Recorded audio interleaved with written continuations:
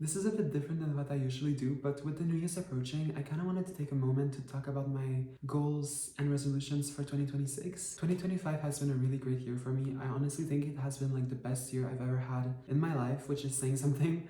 There have been a lot of big changes in my life this year, which helped me learn a lot about myself. And through this introspection, I've also become enlightened to some habits, thoughts, and patterns of mine that I realized could benefit from a little rewiring. And I've been journaling a lot about how I can go about it for the new year. I know the new year is a time where we can be quite rigid and unforgiving with ourselves and establish rudimentary systems and rules that we eventually end up giving up on. And that's not what I want to do with this video.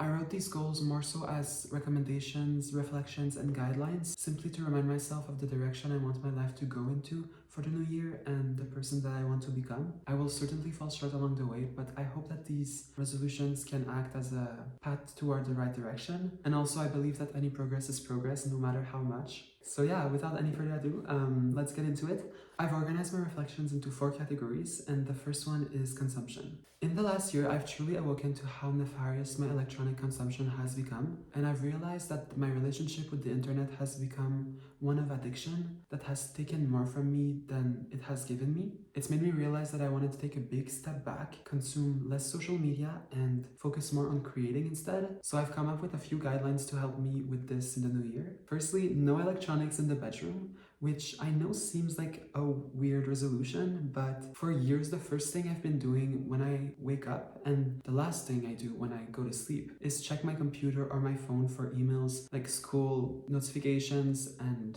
messages and stuff. And I've realized that it is framing my day in the absolute worst way, like beginning my day and ending my day on the wrong foot basically.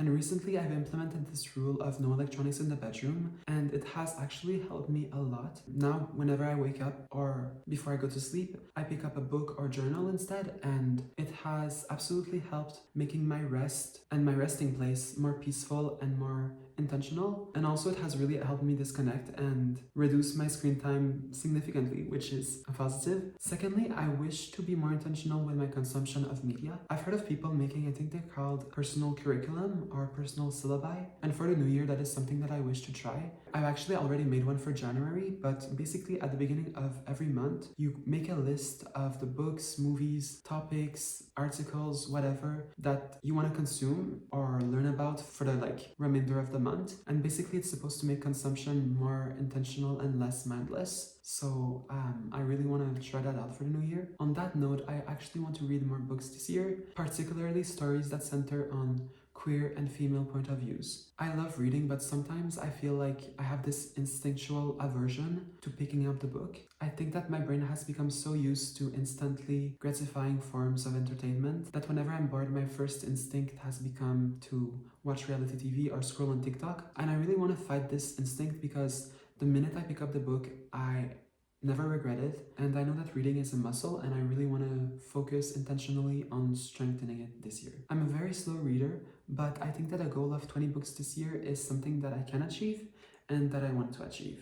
And I also want to watch more movies and be more specific with the kinds of movies I watch. I want to watch more movies that make me think, more foreign language movies, and also more queer cinema. I've actually already made a list of the movies that I want to watch this winter on my Letterboxd. And if you're interested, I'll put my profile on the screen. And yeah, if you want to check me out on Letterboxd, please do. The next goal category I have is creation. Recently, I've been starting to write more and post more on social media, and it's a habit that I've grown really fond of. I found a saying on Pinterest that says something along the line of, the opposite of depression is not joy, it's expression. So create, create, create, for it is the soul's medicine. And I've actually really found that to be true for me. My brain loves to think and write, and I seriously feel happiest whenever I have little projects or whenever I'm creating stuff. And yeah, so this year I really want to set it as a priority and try my best to achieve consistency, or the closest to consistency as I can. We recently set up an office in my house, and as of late I've been trying to allocate around 2 hours a day to basically just sit there and do nothing but creative stuff, and it's been really fun and productive, so that's a practice that I want to continue. There are 4 main avenues through which I want to continue my creating.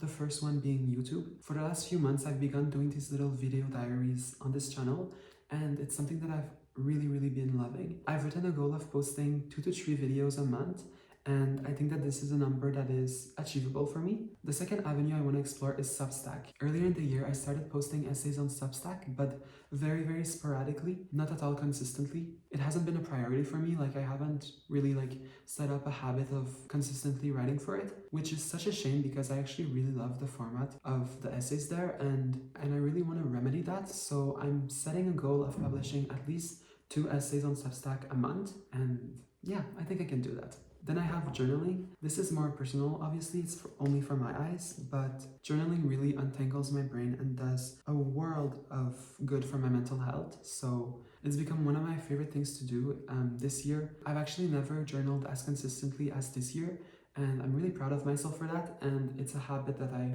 really want to make sure I conserve. And the last one is TikTok. I've actually been meaning to start posting on TikTok for months, but I never got around to doing it, and I figured for the new year, why not see where it leads? I'm planning on opening an account for the first week of January. I'm not sure where it will lead yet, but I'm interested to see. The third category I have is more random goals. First one being to continue my Spanish learning. I've been learning Spanish on and off ever since I'm 13 years old, and it's something that I really want to get better at. I'm at the point in my learning where I can actually watch movies and shows entirely in Spanish with Spanish subtitles, so it has become really gratifying to see my learning take form. However, that being said, my vocabulary and talking skills are extremely limited, very elementary, and so that's something that I want to get better at.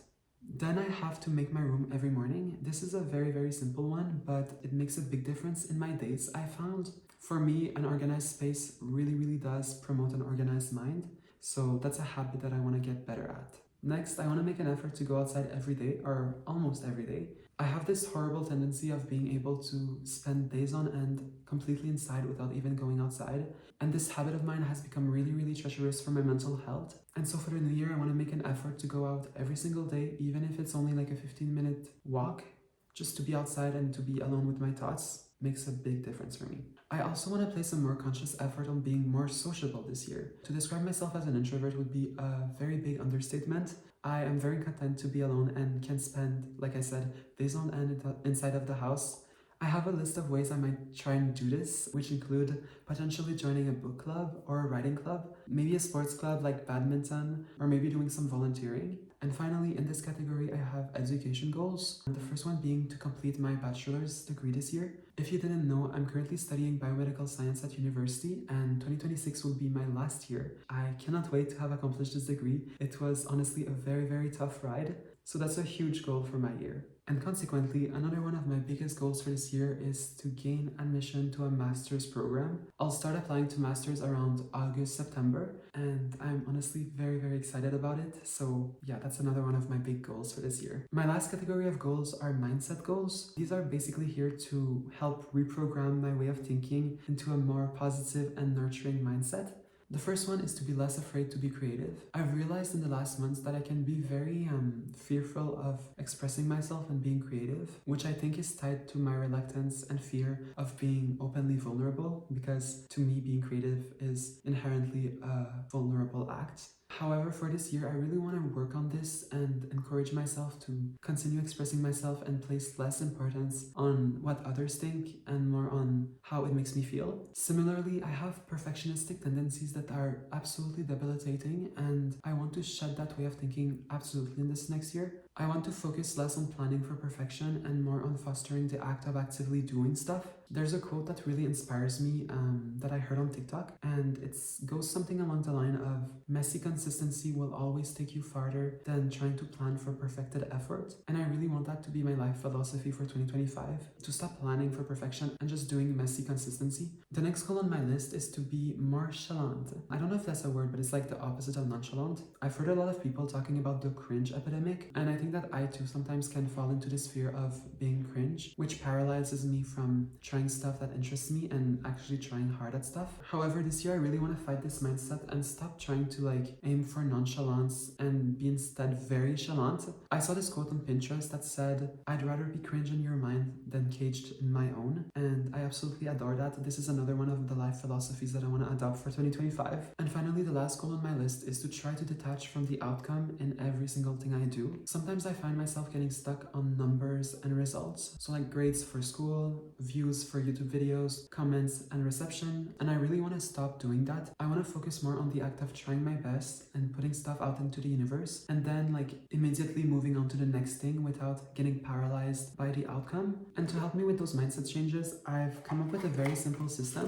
Basically, I wrote down on some cue cards like quotes and thoughts that inspire me and like remind me of the mindset that I want to adopt. Like, for example, doubt kills more dreams than failure ever will. Or if you don't sacrifice for what you want becomes a sacrifice. Like a bunch of quotes and reminders that I put into like a little box. And I want to set a habit of like reading a couple of them every single morning, basically to start my day on the right foot and to kind of like brainwash myself into adopting these mindsets, kind of like affirmations, systematically repeating these things to myself to make me believe them and forcing myself to adopt the identity of who I want to be, basically. Another trick I have is to make a motivation folder on TikTok, which I know might sound very stupid, but basically, whenever I see a video that inspires me or motivates me, I save it into this folder on my TikTok, and whenever I feel low or unmotivated, I just go on it and kind of like scroll and watch a few of those motivating videos. And it really works for me, like it really does give me motivation and inspiration. And yeah, so that's another habit that I kind of want to like implement more, to watch a few of those videos every single day, to remind myself of who I want to become, basically. And finally, I made a vision board. I'm gonna put it on the screen for you to see if you're interested. And I want to place it as my iPad screensaver so that I can see it every day and remind myself of the life that I want to create for myself. And that's pretty much everything I have for this video. However, before I go, I wanted to say one last thing. I know that this video is about self-improvement and goals.